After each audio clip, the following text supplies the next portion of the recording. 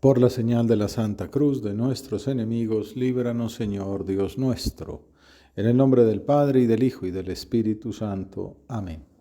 Señor mío y Dios mío, creo firmemente que estás aquí, que me ves, que me oyes. Te adoro con profunda reverencia. Te pido perdón de mis pecados y gracia para hacer con fruto este rato de oración.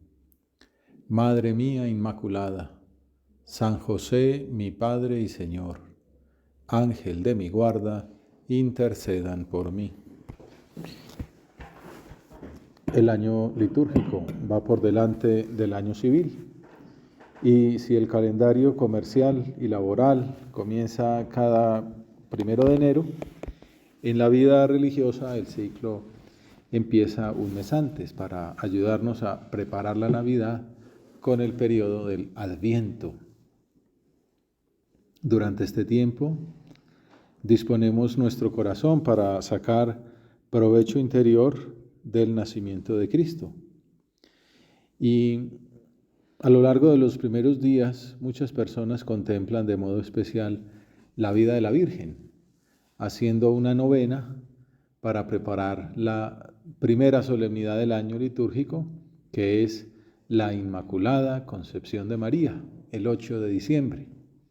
¿Qué mejor manera de comenzar este tiempo que de la mano de Nuestra Señora? Preparamos la celebración del nacimiento tuyo, Señor, considerando las glorias que tú mismo quisiste dar a tu madre, con las cuales quisiste coronarla desde su concepción, liberándola de la mancha del pecado original.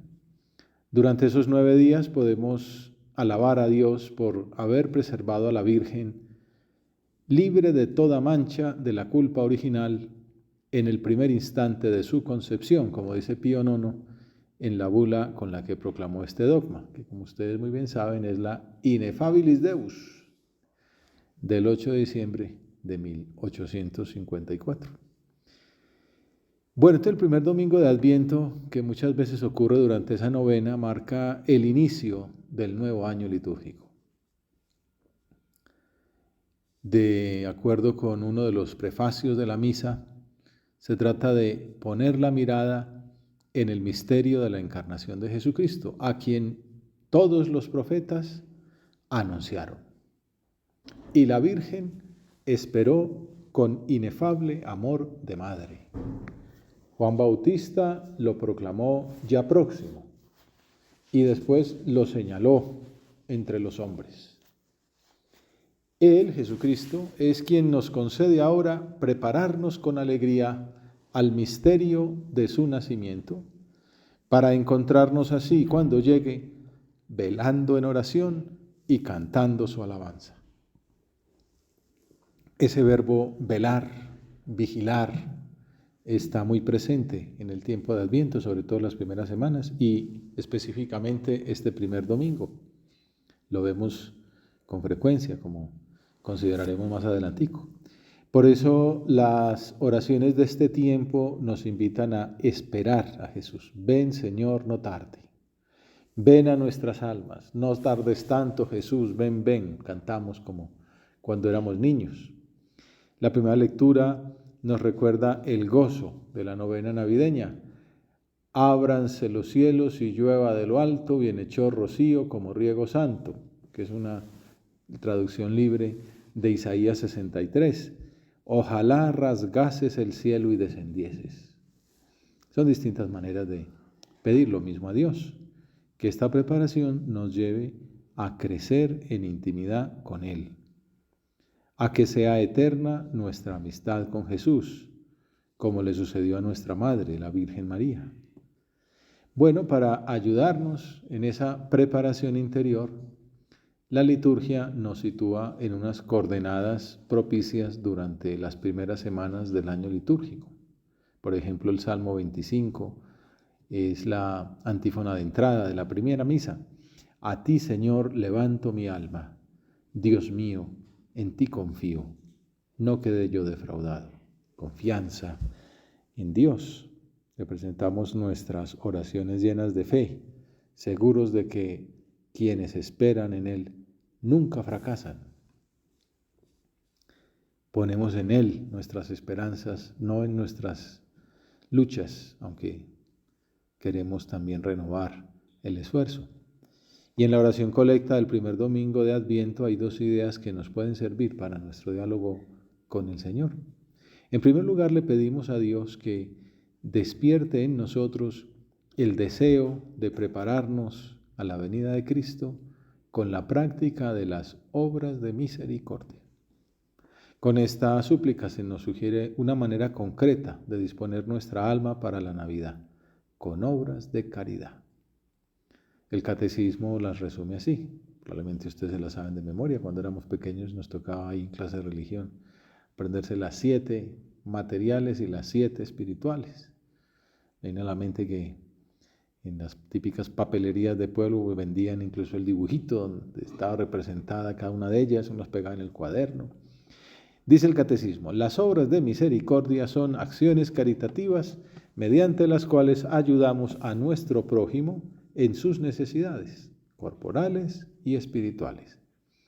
Y entonces comienza con las obras espirituales, 7 verbos. Ya no es como antes, pues que daban todo, explicaban todo, sino que dan 7 verbos. Instruir, aconsejar, consolar, confortar, perdonar y sufrir. Son obras espirituales de misericordia. Instruir, aconsejar, consolar, confortar, perdonar y sufrir.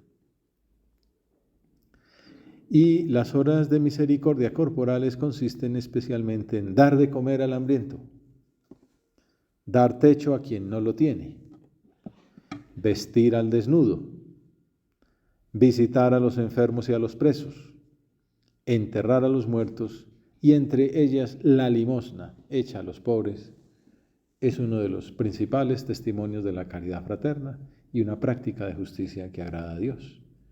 Mucha gente tiene pues la costumbre de ayudar de alguna manera, alguna labor social, a repartir regalos en Navidad.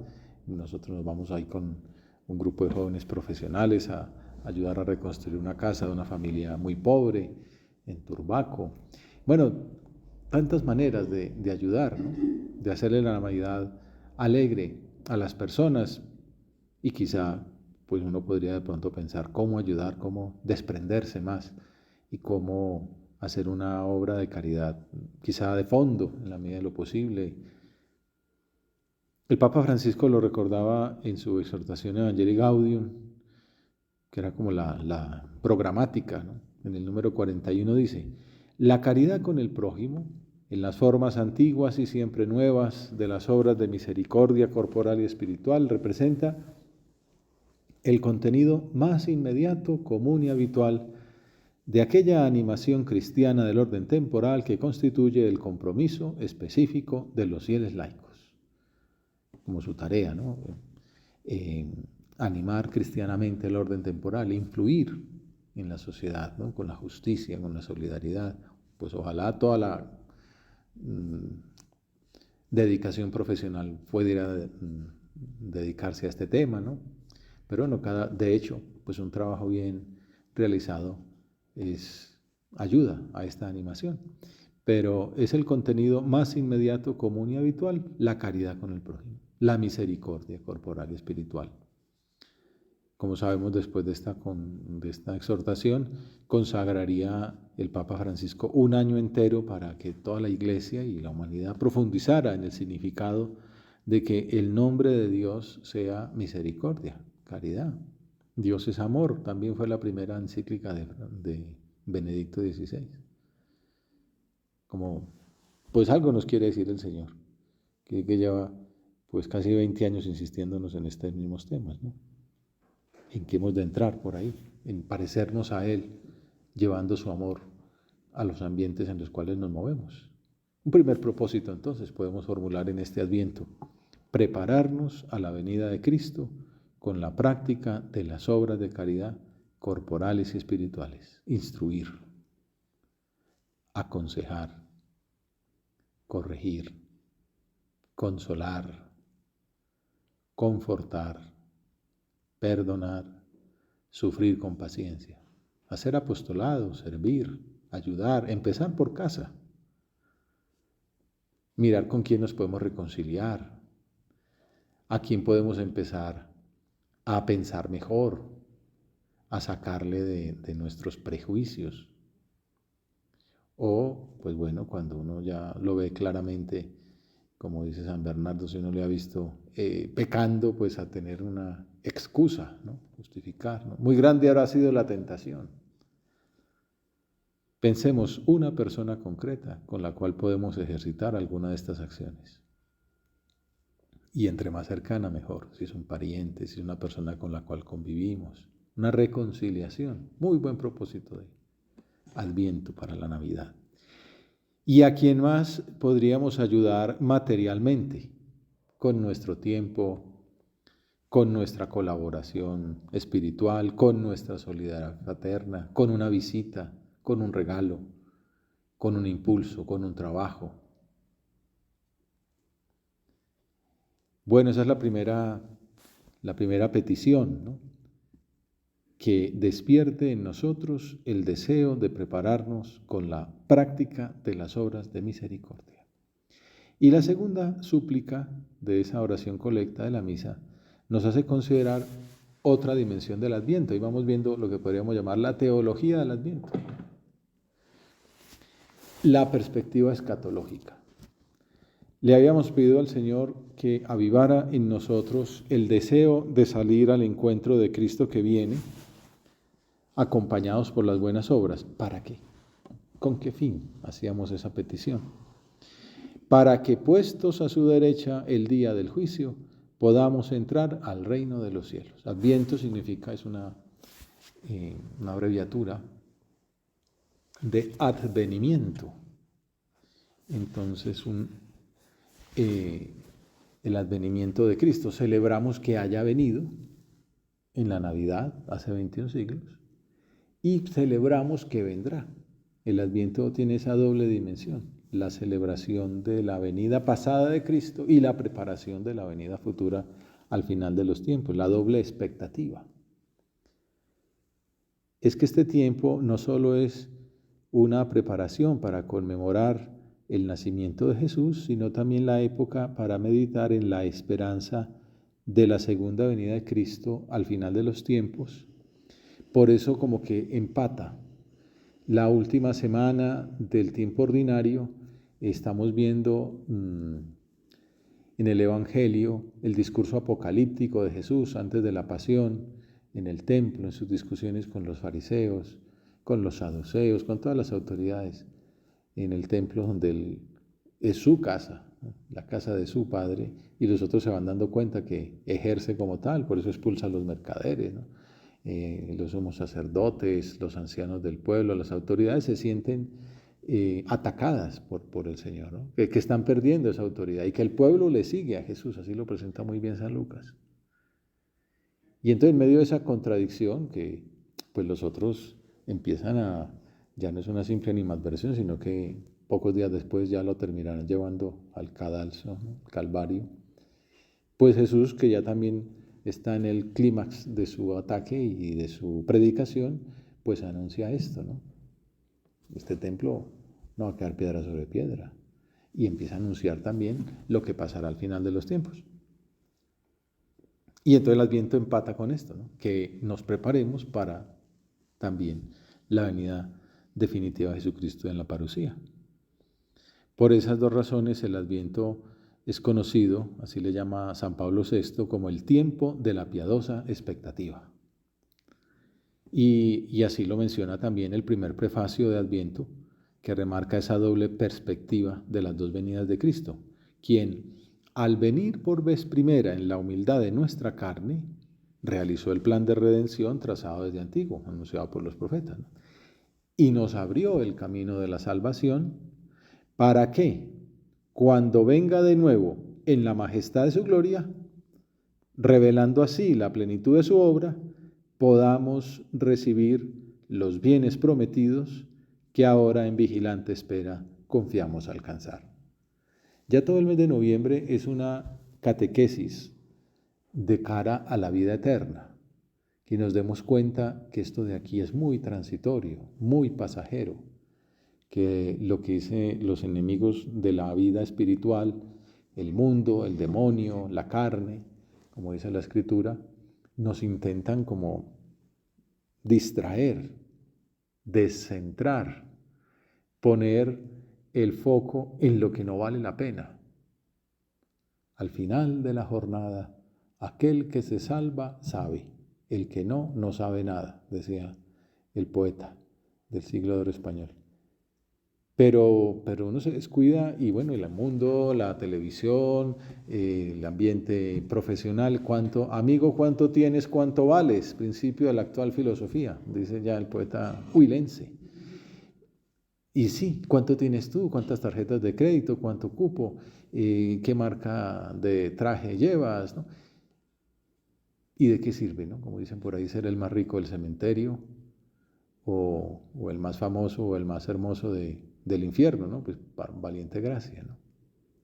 Entonces todo esto nos ayuda a pensar que lo importante no es pasárselo bien al modo humano, sino salvarse.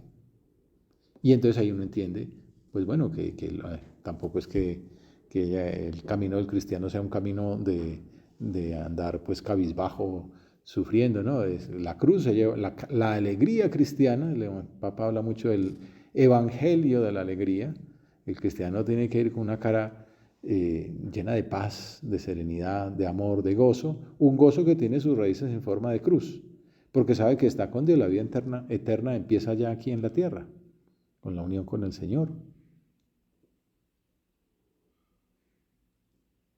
Y de cara a la eternidad. Entonces así uno aprende a negociar. El diablo le propone a uno un placer pasajero, transitorio, pues efímerísimo, y uno dice, ¿cómo voy a cambiar el oro de mi eternidad por una bagatela, ¿no? Por un vidrio verde de un placer que no, apenas comienza, ya se está terminando, ¿no? Y esto tenerlo claro y mirarlo en la oración, considerarlo todo noviembre, buena parte de diciembre, la iglesia nos lo propone pues para que lo tengamos así diáfano cuando llegue el momento de la tentación, cuando el diablo maximiza como la maravilla que supone atentar contra Dios, para darle cuenta, no, o cuán poco lo de acá, o cuán mucho lo de allá. Estoy poético hoy, pero todos esos poetas nos ayudan a ver, hombre, es que claro, hay que ver el mundo con ojos de eternidad. Y por eso entonces este tiempo de Adviento nos ayuda a pensar en esa perspectiva. Vigilante espera. Si hemos hablado sobre las obras de misericordia, es decir, sobre la caridad, ahora contemplamos la importancia de la virtud teologal de la esperanza, que de hecho el Papa quiere que meditemos en ella, con ocasión también de un aniversario redondo del Concilio de Nicea, pensar mucho en Jesucristo, pensar en la esperanza cristiana. Y en esa citada exhortación apostólica Evangelii Gaudium, el Papa Francisco hace una radiografía del panorama actual que parece un desierto. Uno ve pues guerras, soledad, egoísmos, dificultades económicas, ambientales, y entonces pues ese desierto puede alentar la tentación del pesimismo. Y cita a Benedicto XVI, quien dice, sin embargo, que en el desierto se vuelve a descubrir el valor de lo que es esencial para vivir. ¿De qué sirve en el desierto una corbata de millones de dólares, ¿no? ¿De qué sirve en el desierto una loción No, aquí lo que vale la pena es el agua. Aquí de nada sirve tener un carro último modelo si no hay gasolina para moverlo. En el desierto se vuelve a descubrir el valor de lo que es esencial para vivir. En el mundo contemporáneo son muchos los signos de la sed de Dios, del sentido último de la vida, a menudo manifestados de forma implícita o negativa, dramática. Y en el desierto se necesitan sobre todo personas de fe, como Moisés, que con su propia vida nos indiquen el camino hacia la tierra prometida y de esta forma mantengan viva la esperanza. Ese es el sentido, por ejemplo, de los santos, que la Iglesia nos proponga modelos concretos, ¿no? Mira, tú que eres joven, Carlo Acutis, mira este muchacho, Pedro Ballester, tú que estás casado, mira este matrimonio, tú que pues eres sacerdote, mira este sacerdote santo, pero sobre todo mira cantidad de laicos, jóvenes, mayores, de esta zona geográfica, de esta raza, de esta edad, todos los que han seguido a Cristo han sido personas felices. Mantienen viva la esperanza, indican el camino hacia la tierra prometida. Hacia la casa del Señor caminaremos llenos de alegría, de acuerdo con la invitación del Salmo 122, que tanto nos habrá gustado cantar desde pequeños. Estos días lo pensábamos cuando aparecía ese discurso de Jesús en el templo. Los peregrinos que subían a Jerusalén cantaban, qué alegría cuando me dijeron, vamos a la casa del Señor. Ya están pisando nuestros pies tus umbrales, Jerusalén. La alegría de ver el templo a lo lejos. También pasa en Santiago, ¿no? El monte del gozo, ¿no? De ver que ya estamos a un cachito de coronar después de esta caminada tan larga. San Agustín dice que esa casa, vamos a la casa del Señor, ya no es el templo de Israel, es la iglesia. Y su cimiento es Jesucristo. Dice, nosotros edificamos hacia el cielo. Dice una frase muy bonita que algunos le han sacado mucho jugo. El cimiento lo hemos de colocar en las alturas. Escalón habla de una casa en el cielo, ¿verdad? Bueno, pues va en esta línea, ¿no? Poner los cimientos de nuestro edificio en las estrellas. Pensar alto, pensar lejos, ¿no? No es estar en la nebulosa, sino tener perspectiva de eternidad. San José María lo decía de alguna manera a los jóvenes, ¿no? Volar como las águilas.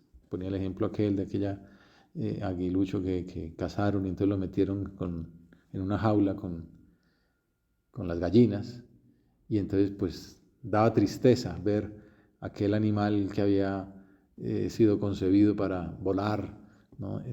de cima en cima, contemplando el sol de hito en hito y estar ahí peleando con las gallinas por un trozo de carne, ¿no? Pues peleándose y como una gallina más, ¿no? Tú puedes volar como las águilas, no te quedes como un ave de corral. Bueno, esto es lo que nos dice la Iglesia cuando nos anima a poner nuestra casa en el cielo, nuestros cimientos en las alturas. Dice San Agustín, corramos pues hacia allí, apresurémonos hasta que nuestros pies estén pisando tus umbrales, Jerusalén. En todo caso, concluye el Papa argentino, transmitiéndonos una misión para estos tiempos que vivimos, allí estamos llamados a ser personas cántaros para dar de beber a los demás. A veces el cántaro pesa, como pensaba estos servidores de Caná, a los que el Señor les pide que llenen de agua las tinajas, pues bueno, pesan bastante, porque las llenaron hasta el borde. Y es que el cántaro se puede convertir en una pesada cruz, pero fue precisamente en la cruz donde traspasado el Señor se nos entregó como fuente de agua viva. Y concluye, no nos dejemos robar la esperanza. Pidamos al Señor que nos ayude a ser esas personas cántaros que encuentran en la cruz, el pesebre fue la primera cruz de Jesucristo, la fuente del agua que hemos de transmitir a nuestros hermanos para el desierto de esta vida. Fuentes de esperanza para todos los que están a nuestro lado, sembradores de paz y de alegría. Como dice San José María en esa homilía que recomiendo ahora para el comienzo del Adviento, la primera de Cristo que pasa, vocación cristiana. El tiempo de Adviento es tiempo de esperanza. Todo el panorama de nuestra vocación cristiana, esa unidad de vida que tiene como nervio la presencia de Dios Padre nuestro, puede y debe ser una realidad diaria. Misericordia y esperanza, que se manifiestan en obras de conversión, en disponernos y prepararnos para la venida del Señor. Podemos decir como resumen de lo que hemos considerado y que vemos en las lecturas de la misa del primer domingo de Adviento, esa invitación de Jesús a estar vigilantes. Palabras que dice poco antes de la pasión. Estén atentos, vigilen, porque no saben cuándo es el momento. Como cuando un hombre se va de viaje y deja su casa y a cada criado le da su tarea. Velen, porque no saben cuándo vendrá el Señor de la casa. No sea que venga inesperadamente y los encuentre dormidos. Lo que les digo a ustedes, se lo digo a todos. Velen. Esa es la invitación del Adviento. Velar, que no nos encuentre dormidos. Despertar.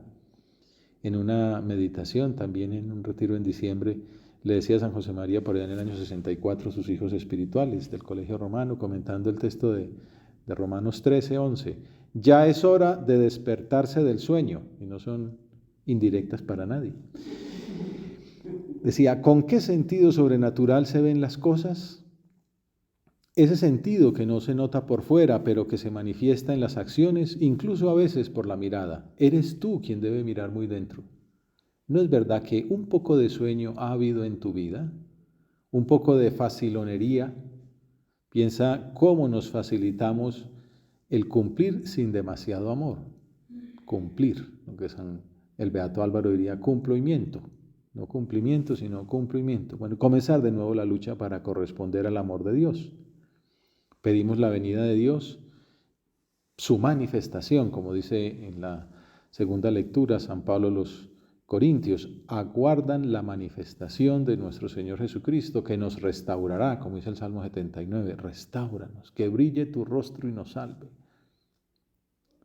y nos haga irreprensibles, o sea, que suponga este Adviento un recomenzar en el camino a la santidad, como predicó San José María también en esa misma homilía del 64. Hijos míos, hoy que empieza el nuevo año litúrgico, con un tiempo lleno de afecto hacia el Redentor, es buen día para que nosotros recomencemos. ¿Recomenzar? Sí, recomenzar. Yo me imagino que tú también recomienzo cada día, cada hora, cada vez que hago un acto de contrición, recomienzo. Bueno, gran propósito, recomenzar. Por esa razón es que el Adviento es una invitación al gozo, a estar alegres desde ya. Uno podría decir, ¿qué gozo si mi vida es una miseria o una carcajada? Uno hace examen del año y cuántas veces la ha embarrado, cuántas metidas de pata. Dice, pues, una vez más el Señor nos invita a recomenzar. Una buena conversión, quizás pasando por el sacramento de la reconciliación, latonería y pintura, y recomenzar desde cero, ¿no? Volver a empezar una vez más, con más esperanza, con más confianza en la gracia de Dios, en su ayuda.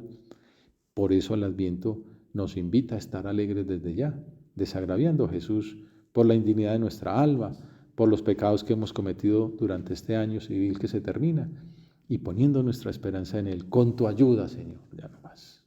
Con tu ayuda, Señor, seré ese santo que tú quieres que yo sea. Nun cepi, vuelvo a empezar, empiezo desde ahora. Concluyamos entonces nuestra oración, presentando a Dios con espíritu de niños esos deseos de preparar muy bien nuestras almas para la venida de Jesús en Navidad y para su llegada definitiva al final de los tiempos.